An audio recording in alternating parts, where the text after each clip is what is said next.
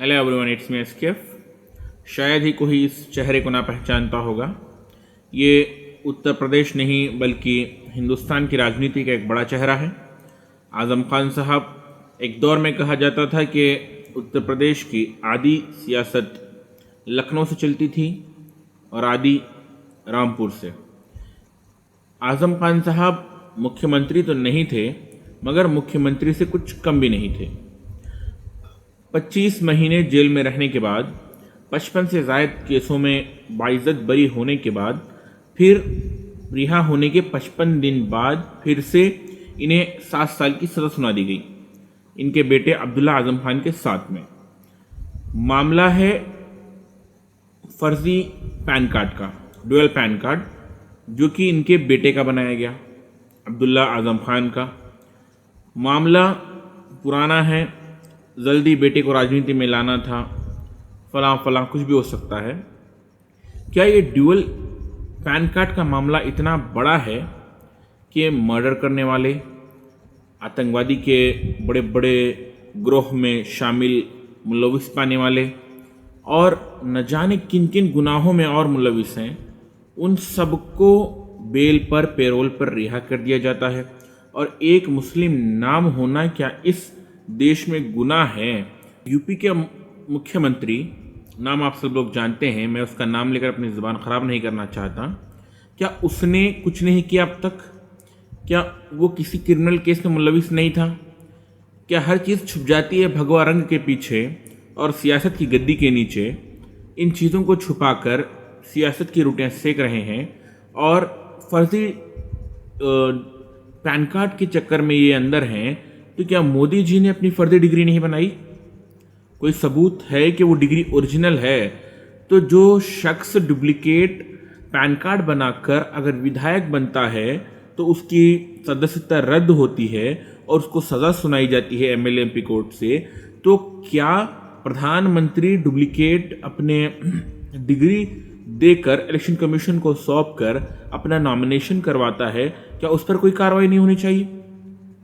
मगर डिग्री बताना तो दूर की बात, डिग्री नहीं, कोई नई दुल्हन हो रखी है जिसका चेहरा दिखाना नहीं चाहते हैं ये जनता को, क्योंकि अब तो उन्होंने कोर्ट से ऑर्डर पास करवा लिया है। और अमित शाह, होम मिनिस्टर, वो आटे का बोरा, उसके ऊपर अभी भी 3 क्रिमिनल केसेस चल रहे हैं और न जाने कितने केसेस सत्ता में बैठने के बाद उन लोगों ने दबा दिए।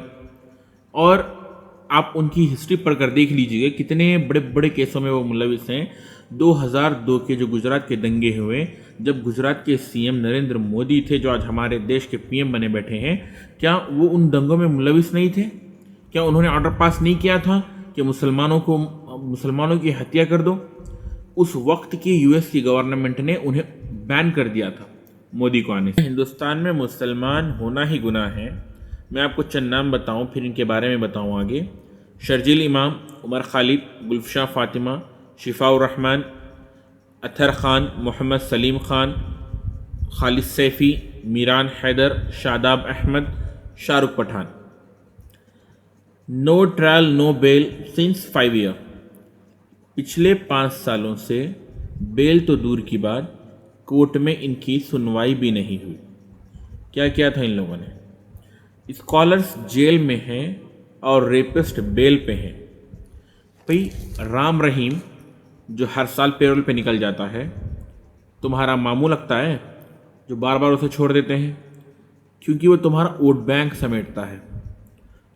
आसाराम बापू, बापू काय का बापू, आसाराम बापू पेरोल पे बाहर है और अब तक न जाने ये दोनों 14 से 15 बार आ जा चुके हैं और आज भी ये लोग बाहर पेरोल पे घूम रहे हैं।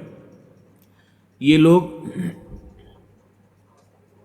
आरोपी नहीं, इन पर सिर्फ आरोप नहीं है, इन पर आरोप सिद्ध हो चुका है कि ये रेपिस्ट हैं, ये मर्डरर हैं, न जाने किन किन केसों में हैं। और इनके नाम पर आता था आसाराम बापू के, बोले को ये एहसास करवाया जाता था कि अरे तुम्हें भगवान के साथ सेक्स करने का मौका मिल रहा है, तुम अपने आप को धन्य समझो। हर रात वो एक नई मैच्योर लड़की की मांग क्या करता बातें हैं ये? और इस चीज में उसके आश्रम की मैनेजमेंट टीम भी इन्वॉल्व। आज मैं मुस्लिम और हिंदू की बात नहीं कर रहा हूँ, मैं अंधभक्ति में डूबे लोगों की बात कर रहा हूँ। आज चाहे उधर वाले हो या इधर वाले हो, किसी भी बाबा के चरण चूमने ऐसे लग जाते हैं, कुछ भी कर दे उसकी जो पीआर टीम होती है वो लोग उसको पॉपुलर कर देते हैं और ये लोग उसके पाँव में पड़ जाते हैं। समझ नहीं आती है। अगर बहुमत के दम पर तुम कोई भी मुसलमानों के खिलाफ कानून बनाओगे और मुसलमानों पर नाफिज करने की कोशिश करोगे तो ये मुसलमान उस कानून के आगे एक आहनी दीवार बनकर खड़ा मिले। We are not against any kind of law and order, but if law and order is following the order of ruling parties, we are against of the law and order. आज हुकूमत की गद्दियों पर बैठे हो, हुकूमत का नशा सर चढ़ा हुआ है, कल को ऐसी हालात आएंगे कि ये सर छुपाने के लिए जगह नहीं मिलेगी। क्या तुम भूल गए अटल बिहारी वाजपेयी की हालत? क्या तुम्हें नज़र नहीं आती लाल कृष्ण आडवाणी की हालत? ये दुनिया एक सराय खाना है, आज आए हैं तो लाजिम है कि कल जाना है। मुसलमानों की और इस्लाम की तारीख रही है कि तुम जितना दबाओगे हम उतना ही उभरेंगे। फिरौन, हामान, शद्दाद ने ख़त्म करने की कोशिश की, नहीं ख़त्म कर पाए। तातारियों ने मिटाने की कोशिश की, नहीं मिटा पाए। मंगोल ने मिटाने की कोशिश की, नहीं मिटा पाए। यूनानियों ने ताकत झोंक दी, नहीं मिटा पाए। तू तो फिर भी इधर आज सितमगर हुनर आजमाए, तो तीर आजमा हम जिगर आजमा।